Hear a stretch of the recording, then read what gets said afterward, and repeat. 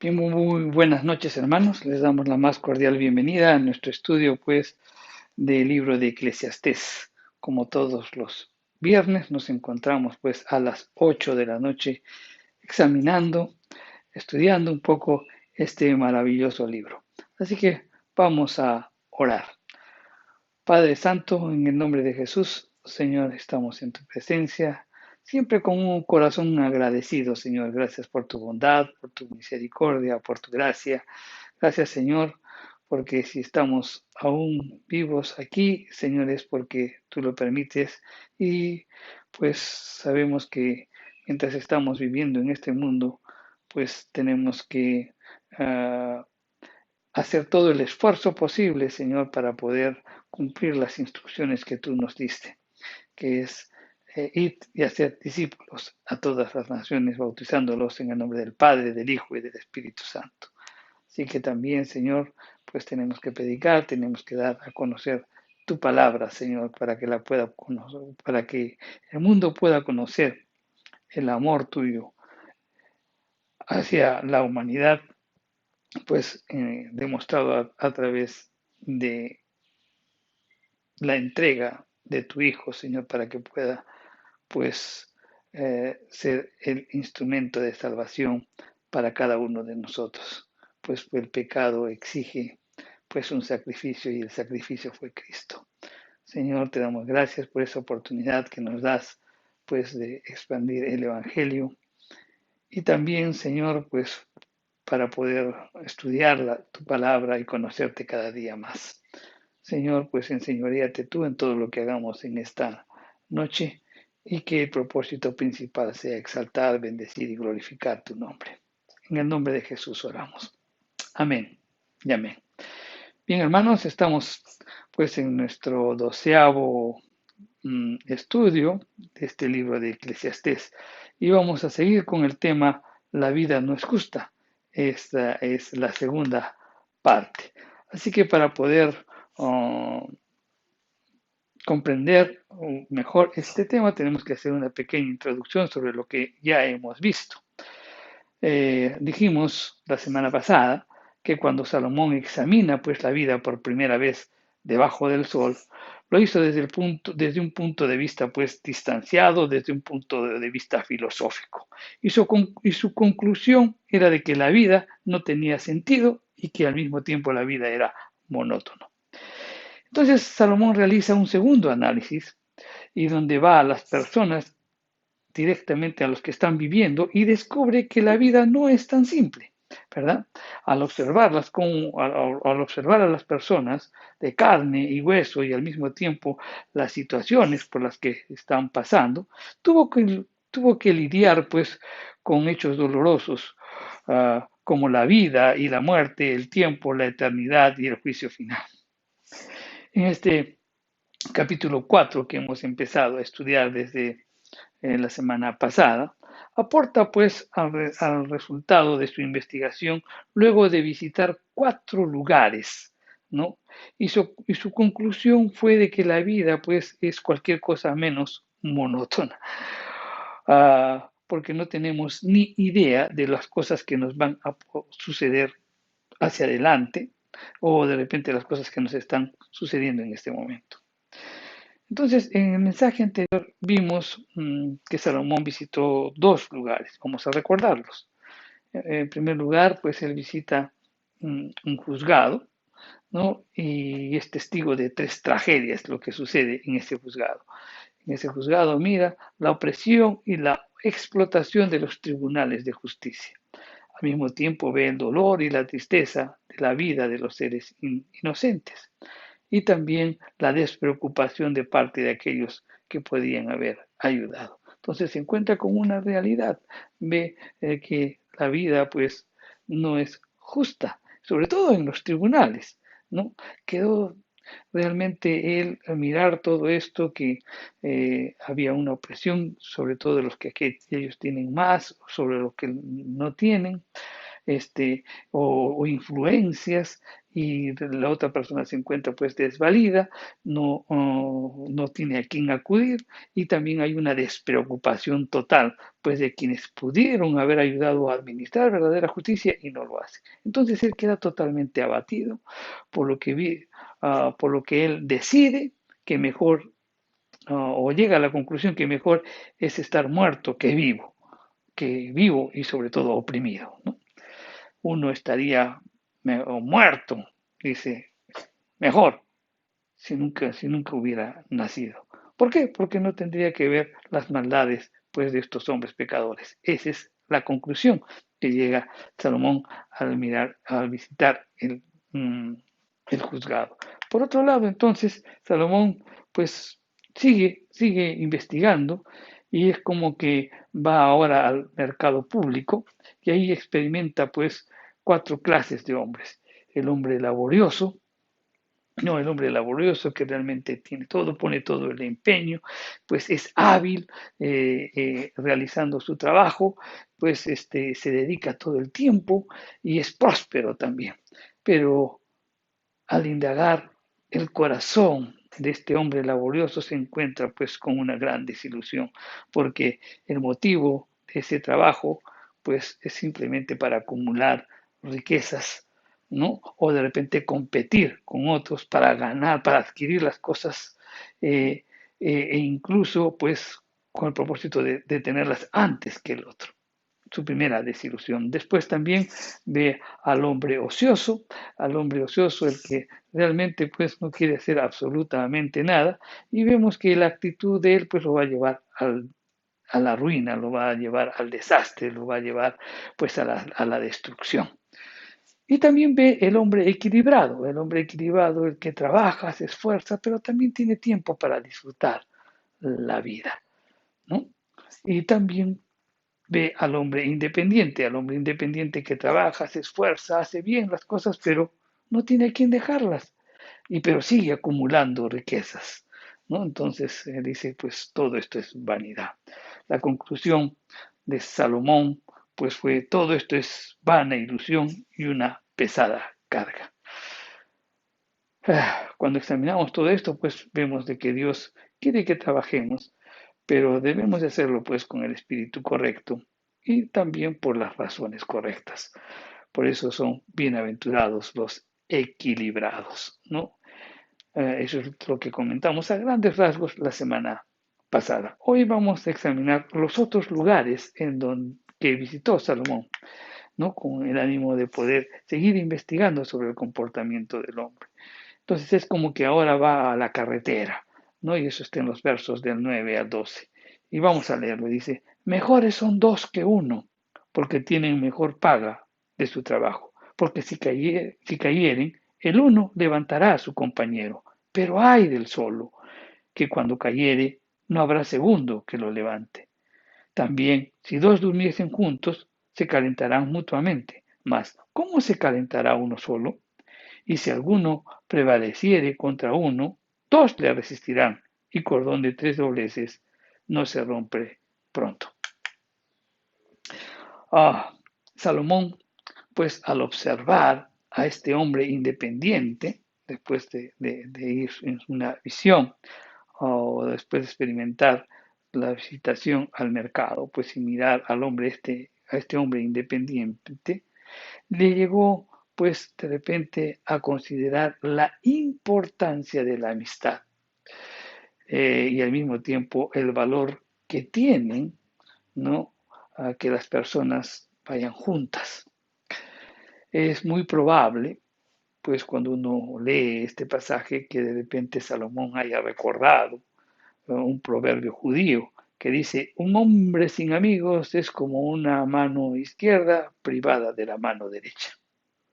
O tal vez de repente él pues estaría contemplando la carretera y de repente miraría a algunos peregrinos que subían hacia Jerusalén, no nos olvidemos que Jerusalén queda en la parte de arriba, pues de repente miraría en la carretera, miraría pues que unos peregrinos subirían hacia Jerusalén y sacó a la conclusión y dijo, mejor son dos que uno. Y es que la vida pues mi querido hermano, está llena de desilusiones y de adversidades, pero nos resulta pues menos amenazantes cuando las enfrentamos como equipo, en familia, al lado de repente de nuestro cónyuge. Dos, podemos enfrentar de mejor forma las adversidades de la vida. Contrariamente a esto, pues hay individuos que adoptan el tema lo mío es mío y lo tuyo es mío. En otras palabras, no tienen proyecto de vida en común. No hay unidad, ni visión, ni propósito mutuo. Cada uno pues trata de caminar o buscar lo suyo, enfocado de repente en sus metas individuales y egoístas, tratando de buscar su propia felicidad. Ignoran pues en su corazón a aquel que los ha creado para que los conozcan y experimenten una plenitud de vida por medio de una íntima comunión con Jesucristo que les permita poder mejorar así y amar y ser feliz de repente con su cónyuge y también con todas las personas que interactúan. Pues bien, en el verso 10, Salomón dice, dos son mejor que uno para caminar. Entonces, ubicándonos en el contexto, podemos indicar que las carreteras, por ejemplo, y los caminos en Palestina en ese tiempo, pues no eran pavimentados, ni siquiera estaban nivelados, y había muchas rocas de repente ocultas por ahí. Entonces no era infrecuente mirar que de repente los viajeros más experimentados tropezaran, cayeran o se rompieran algún hueso o incluso de repente podrían haber caído en un hoyo profundo y muy oculto. Entonces, esta visión o lo que acabamos de manifestar nos ilustra claramente pues la vida. La vida, mi querido hermano, es una vida de obediencia, la vida es una vida de obediencia larga, ¿no? Y que va pues enrumbada en una misma dirección. La vida es como una maratón, es un peregrinaje que es fruto de coraje, de esfuerzo, ¿no? Y que es digno de ser exaltado. Pero los que caminan juntos van más lejos. El camino puede ser cuesta arriba, arduo de caminar y de andar. Y con la ayuda de otro, pues si tropezamos, Él nos va a ayudar y nos va a levantar. Entonces eso nos hace ver pues la importancia de la amistad o tener a alguien que te pueda, pues un soporte que puedas tener para seguir enrumbando, seguir caminando en la vida. Realmente compadecemos pues a aquel que no tiene amigos, porque no tienen quien apoyarse cuando la vida le es dura. Porque no solamente va a tener que enfrentar solo las dificultades, no solamente, o sea, las dificultades las va a tener que enfrentar individualmente, sino que también va a tener que enfrentar los retos del desánimo y la soledad. El hombre no fue diseñado por Dios para estar solo. El énfasis moderno de ser independientes y de marchar por su propio camino, eso, mi querido hermano, no es bíblico. Fuimos hechos para trabajar, para caminar y vivir juntos, porque Dios entendió que no era bueno que estuviésemos solos.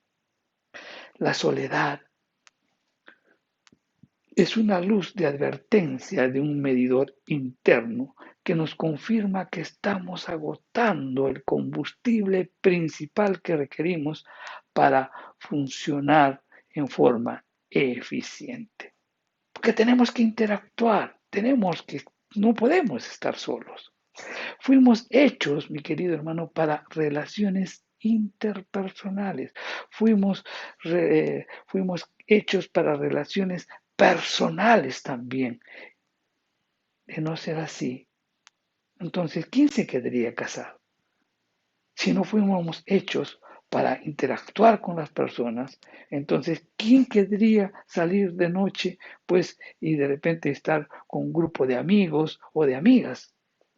¿Quién? Absolutamente nadie. Si nosotros no fuimos creados para relaciones personales, entonces, ¿quién quisiera o disfrutar de las reuniones familiares o de repente de un grupo de estudio bíblico antes que un estudio individual? Todos anhelamos esos grupos, ¿verdad? ¿Por qué?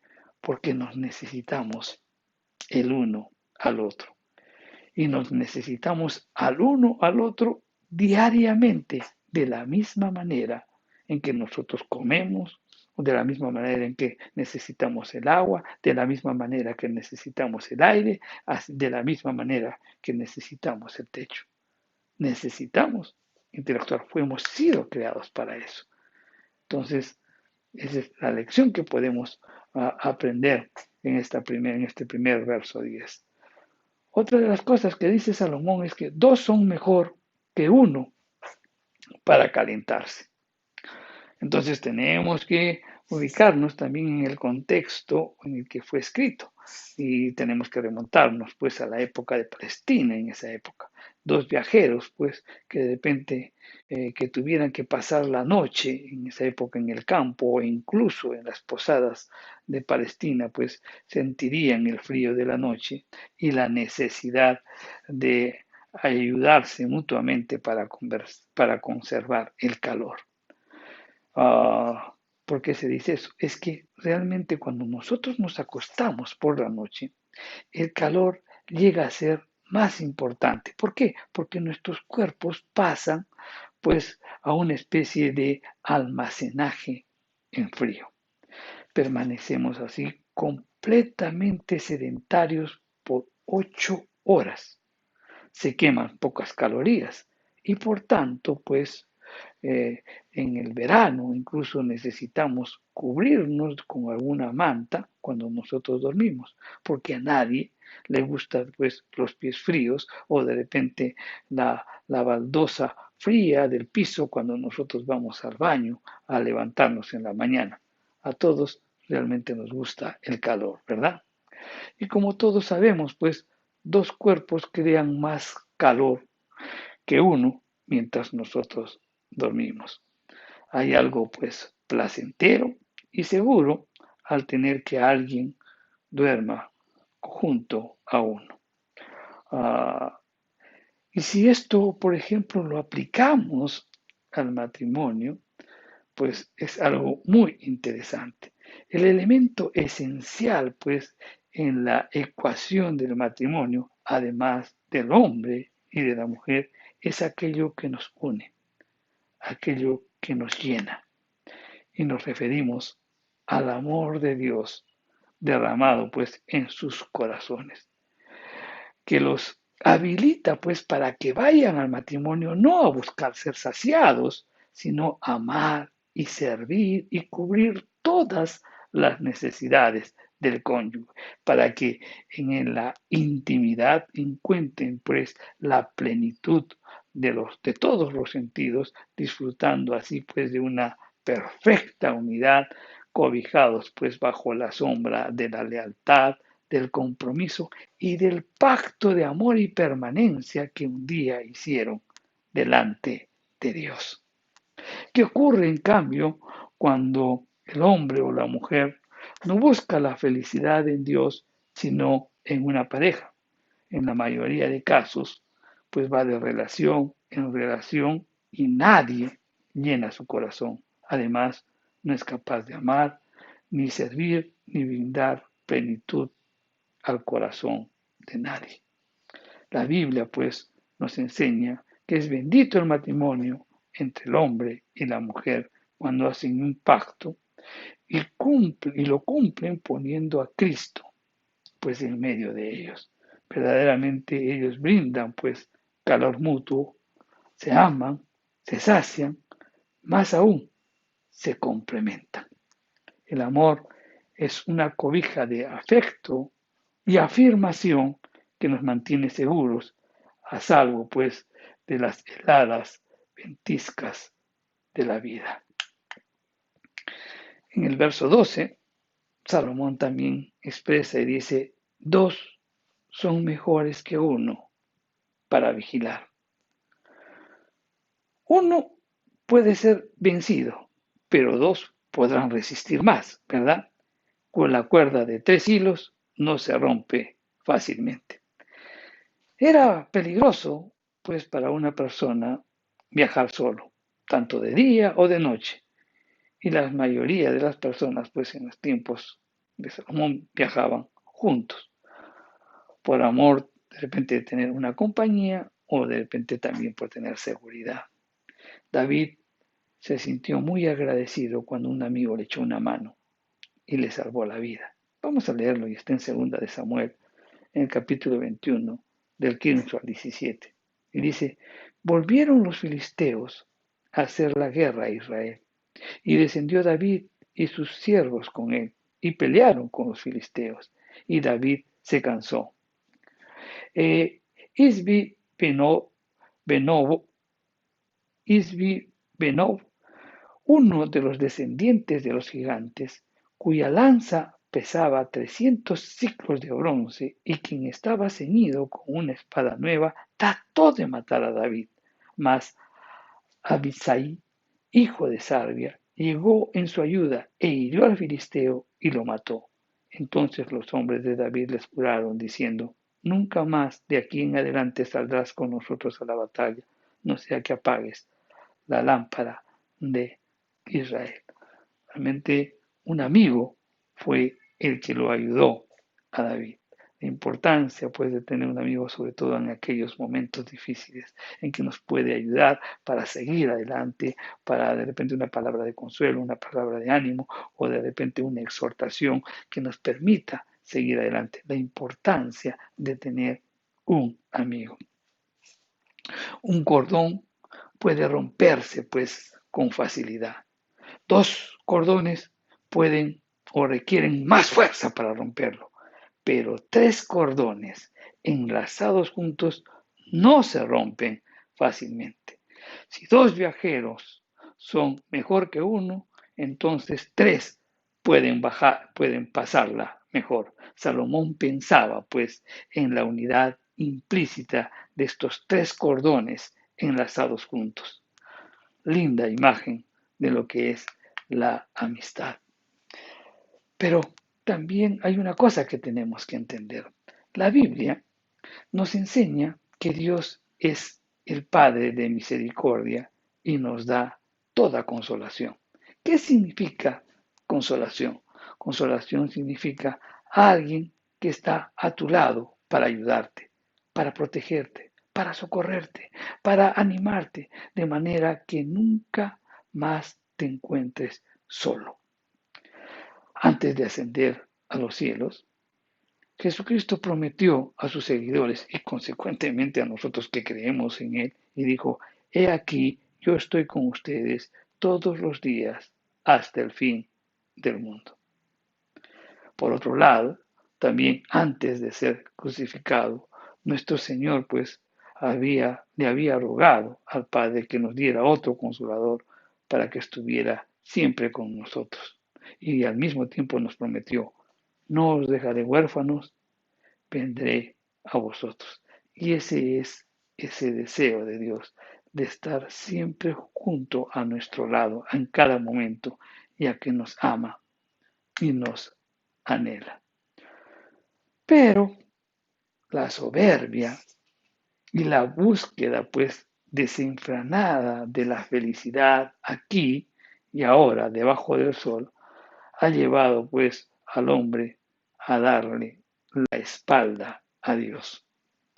Cuando llegan los problemas, cuando llegan las adversidades o cuando necesitan de una compañía de otra persona, tienen que ir a ver a un consejero, de repente ir a un psicólogo, a un psiquiatra, ¿no? Para conversar, para alguien que les dé unos minutos de su tiempo y pagan por eso. Estos versos nos enseñan que dos son mejor que uno, porque si uno resiste, dos le podrán hacer frente. Cordón de tres dobleces no se rompe pronto. Y ese es el tercer factor. Es indispensable ese tercer factor. Jesucristo es indispensable pues para la unidad de cualquier proyecto, así como de la unión del matrimonio o de un equipo. Ese tercer factor es Jesucristo en la presencia misma de esa relación interpersonal. La Biblia dice que la comunión, la participación, la identificación y la integración entre las personas es verdaderamente pues con el Padre y el Hijo.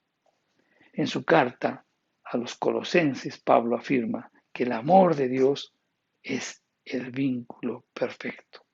No puede haber mejor elemento de unión, de enlace, que el amor. Por eso, mi querido hermano, en tu relación matrimonial tiene que estar presente el amor de Dios, tiene que estar Jesucristo mismo. También en las relaciones interpersonales que tenemos con los amigos, con las personas más cercanas a ti, tiene que estar presente el amor de Dios, tiene que estar presente Jesucristo en esa relación. Y de esa manera, pues se mantendrá la unidad en cualquier proyecto que tú quieras realizar. Pues bien, veamos pues al último lugar que también visita Salomón y es en el palacio. Y eso está en los versos del 13 al 16. Y dice, mejor es el muchacho pobre y sabio que el rey viejo y necio que no admite consejos, porque de la cárcel salió para reinar, aunque en su reino nació pobre. Vi a todos los que viven debajo del sol caminando con el muchacho sucesor que estará en aquel lugar.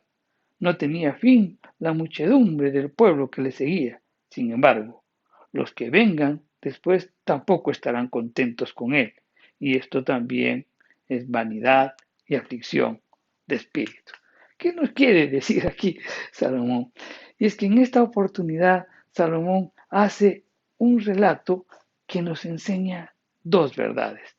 Nos enseña la inestabilidad del poder político y al mismo tiempo pues la volubilidad de la popularidad. Vamos a hablar sobre la inestabilidad del poder político. En el relato, el rey pues había escuchado una vez, en el relato que acabamos de leer, el rey nos da a entender de que el rey había escuchado en algún momento al consejo de sus ministros y había gobernado pues sabiamente. Pero cuando él se hizo mayor, cuando de repente se hizo más fuerte, cuando comenzó a tener pues éxitos en su administración, rehúsa pues prestarles atención. Estaba el rey probablemente pues rodeado de aduladores, ¿no? Que lo aislaban de repente de la realidad, exaltarían su ego, ¿no? Se sentiría fuerte y le sacaban de repente todo lo que podían a título personal. Y esto, mi querido hermano, no es algo que sea extraño, sino que siempre sucede, sobre todo cuando son líderes débiles que están más preocupados acerca de sí mismos que del pueblo, más preocupados sobre lo que dirán, más preocupados en exalzarse uno, de que poder gobernar adecuadamente en favor del pueblo. Hay un héroe en este relato que nos hace Salomón, un hombre joven y sabio, pero dice que este joven y sabio estaba en la cárcel. Quizás, ahí podemos suponer, no nos dice la escritura, pero quizás pudo estar allí porque quiso ayudar al rey y al rey no le había gustado. O de repente alguien mintió contra él cuando hubo el juicio y lo mandaron a la cárcel, ¿no? Cuando estaba en el proceso judicial, de repente alguien mintió contra él y lo mandaron a la cárcel. No nos olvidemos que eso le pasó a José, y eso está en el libro de Génesis, en el capítulo 39. Pues bien, en cualquier caso, el hombre, este muchacho que estaba en la cárcel, sale de la cárcel y lo hicieron rey. Eso es lo que nos cuenta el relato. Todos aplaudieron la decisión y se regocijaron porque la nación tenía al fin un rey que era sabio. Ahora bien, consideremos lo que no dice el relato. El joven, ¿no? este hombre joven, había nacido pobre, pero él se hizo rico. Por otro lado, el viejo rey era rico, pero eso no lo hizo más sabio, de modo que pudo haber sido pobre también. El joven estaba en la cárcel, pero salió de ahí y de frente se fue y ocupó el trono. Y el viejo rey era prisionero de su necedad, con todos los aduladores que tenía, y él perdió el trono. Entonces, parece ser que la moraleja de este relato es la riqueza y la posición no son garantía de éxito. Y la pobreza y el aparente fracaso no son barreras, no son barreras para triunfar. Depende de cómo lo vemos. Tal vez uno puede pensar y dice, pero es que yo no tengo recursos, yo no tengo uh, cómo mantenerme en una universidad. Mira, pues no son barreras para triunfar. Hemos visto muchos casos de personas con escasez económica que se han esforzado al máximo y han conseguido de repente becas en las mejores universidades. Estudian bastante por mantener un, un promedio alto que les permita conservar la beca. Y ellos se esfuerzan. No hay barrera, no es barrera para dejar de triunfar, no es barrera pues para alcanzar el éxito el hecho de que haya una aparente pobreza. Por otro lado, también la riqueza y la posición no son garantía de éxito, porque también puedes caer muy fácilmente. Meditemos al respecto. Ok, entonces ahora hablemos sobre la volubilidad de la popularidad.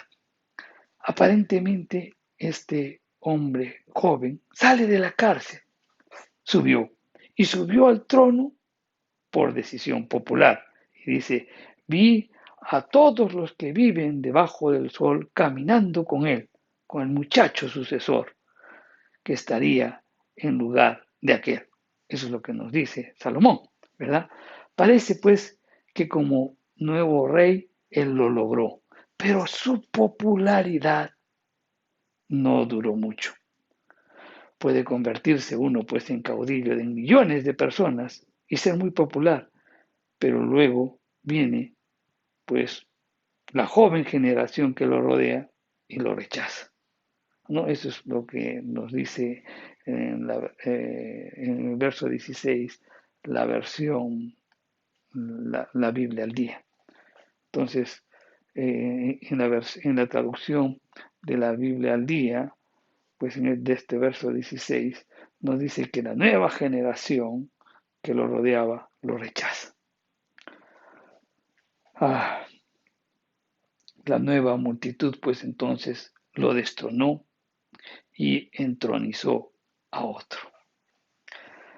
Oliver Cromwell, él fue quien destronó al rey Carlos I de Inglaterra. Y él le dijo a un amigo, no confíes en las aclamaciones del pueblo, porque las personas gritarán igual si tú o yo fuéramos colgados. Cromwell, pues, entendió muy bien la psicología de Marx. Una vez más, entonces, Salomón sacó la conclusión. También es esto vanidad y aflicción de espíritu. Pues bien, ¿qué es lo que hemos aprendido hasta este momento? No importa dónde iba Salomón, no importa los aspectos de la vida que estudiaba, aprendió una lección importante de parte del Señor. ¿Y qué aprendió? Vamos a hacer una síntesis de lo que hasta el momento aprendió Salomón. Cuando miraba arriba, vio a Dios que estaba en el control de la vida y equilibraba sus variadas experiencias. ¿No? Por eso que decía tiempo para reír, tiempo para llorar, tiempo pues para trabajar, tiempo para descansar, etcétera, etcétera. Y eso está en el capítulo 3, los versos del 1 al 8. Cuando Salomón también miraba a sí mismo, vio que el hombre fue creado para la eternidad y que Dios haría que todas las cosas fueran bellas en su momento. Lo importante es la eternidad, no cuando estamos debajo del sol. Entonces eso lo podemos ver en los versos del 9 al 14 del capítulo 3.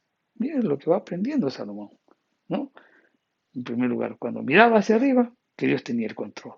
Cuando miraba pues hacia adentro, pues se da cuenta que el hombre pues tiene un sentido de eternidad. Pero cuando miró más adelante, él miraba a un enemigo, que era la muerte. Y había que todos necesariamente vamos a pasar por eso. Pero cuando mira a su alrededor, comprendió que la vida es compleja, difícil y que no es fácil explicarla. Comenzó a examinar a los diferentes tipos de personas que acabamos de conversar. Una cosa es segura, mi querido hermano, sin importar a dónde mire, Salomón, sin importar dónde mires tú, siempre va a haber pruebas, siempre va a haber problemas y que las personas siempre van a necesitar palabras de ánimo, de consuelo, de exhortación, de empuje. En ninguna parte de lo que acabamos de estar mencionado, de lo que hemos dicho, lo que hemos predicado, nos dice que nos salgamos pues de la carretera de esta vida y que nos retiremos a algún rincón del mundo en donde estemos seguros y cómodos y que nada nos moleste. En ningún momento nos dice eso. Mi querido hermano, la vida no se detiene. La vida viene a nosotros a toda velocidad, sin advertencia, y debemos hacerle frente y aceptarla, y con la ayuda de Dios sacarle, pues, el mejor provecho posible. ¿Cuáles son las enseñanzas de este capítulo? Pues que nos necesitamos los unos a los otros, porque son dos mejor que uno. Hay ventajas en la vida independiente, pero también tiene sus desventajas y la descubrimos dolorosamente pues cuando envejecemos, porque ahí nos podemos sentir solos. Este capítulo también nos enseña pues el equilibrio de la vida. Más vale un puño lleno de descanso que ambos puños llenos con trabajo y aflicción de espíritu. Un equilibrio tiene que haber en tu vida. Es bueno que nosotros tengamos las cosas que el dinero pueda comprar, pero sin perder las cosas que el dinero no puede comprar. La honestidad, la lealtad, ¿no?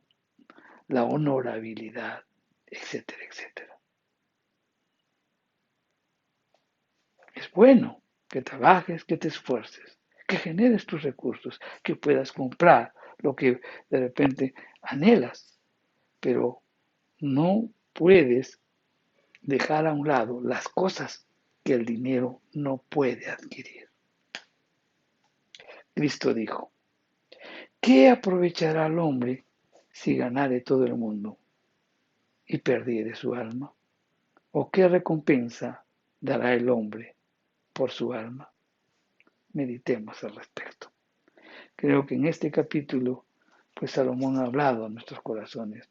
La importancia de tener un amigo, la importancia de tener una persona en la que puedas apoyarte, en la que puedas compartir, en la que te pueda ayudar a seguir adelante en, en este transcurrir de la vida, ¿verdad?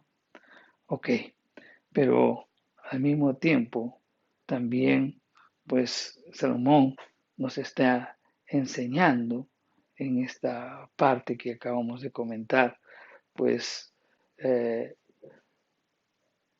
que la posición económica, el éxito, pues no implica que tú seas sabio, ¿verdad? Y que al mismo tiempo que las cosas, o que siempre te vas a mantener ahí, porque puedes caer y puedes caer hacia abajo. Pero también nos enseña que la pobreza no es pues una barrera para evitar el triunfo en la vida. Esforzándonos, pues, y con la presencia de Dios en nuestra vida, podemos alcanzarlo todo. Meditemos al respecto, meditemos sobre todo, mi querido hermano, que sobre todo que nosotros trabajamos, nos esforzamos y siempre anhelamos tener cosas, ¿verdad? Siempre queramos tener las cosas que de repente anhela nuestro corazón. Lo puedes hacer si Dios te da todos los recursos, pero no dejes de lado las cosas que el dinero no puede comprar. Honestidad, verdad, lealtad, etcétera, etcétera. Meditemos al respecto. Vamos a orar. Padre Santo, te damos gracias por tu palabra, gracias por tus enseñanzas, Señor. Gracias porque nos has creado de tal manera que pues nosotros no podamos andar solos, sino que interactuemos continuamente. Interactuemos con las personas, interactuemos con nuestras familias, interactuemos. Pero siempre también, Señor, es importante tener un amigo, alguien con el que podamos abrir nuestro corazón, a alguien que pues nos ayude a enfrentar todas las dificultades de la vida, en donde cuando pues se nos presenten cosas adversas, cosas difíciles, podamos compartir y podamos ayudarnos los unos con los otros. Pero al mismo tiempo también, Señor, tu presencia en la vida de esta relación interpersonal es muy importante. La presencia tuya, el amor tuyo, la presencia de Jesús en nuestras vidas es muy importante para poder pues seguir adelante. El cordón de tres dobleces no lo rompe nadie. Señor, pues también gracias y oramos por aquellas personas que de repente disfrutan de muchos recursos económicos, pero que la soberbia y la altivez de su corazón no los desvíe del camino porque pueden caer muy fácilmente. Y también por aquellas personas, Señor, que de repente acusan algún tipo de necesidad y ven alguna barrera para poder alcanzar el éxito. Pero sabemos, Señor, que si tú estás en nosotros, tú abrirás las puertas, tú abrirás los caminos, tú estarás con nosotros llevándonos a lo mejor que tú decides de acuerdo a tu voluntad. Porque, Señor, la escasez que de repente que ante el mundo podemos ver, pero la riqueza que tú nos das es pues más apetecible que cualquier otra cosa. Gracias, Señor. Gracias, Señor, danos ese discernimiento, esa capacidad de empuje para seguir adelante, Señor, y sobre todo que podamos vivir para gloria tuya. En el nombre de Jesús oramos. Amén.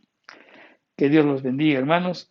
No dejen de ver nuestras programaciones de todas las enseñanzas que tenemos todos los días a las 8 de la noche. Y aquellos que están, pues, que desean profundizar un poco más de las escrituras y conocer, los invito, pues, a conectarse con nosotros a través del Zoom todos los lunes a las 9 de la noche, que ahí realizamos estudios un poco más profundos. Que Dios los bendiga, hermanos, que Dios siga derramando muchas bendiciones sobre su vida. Amén.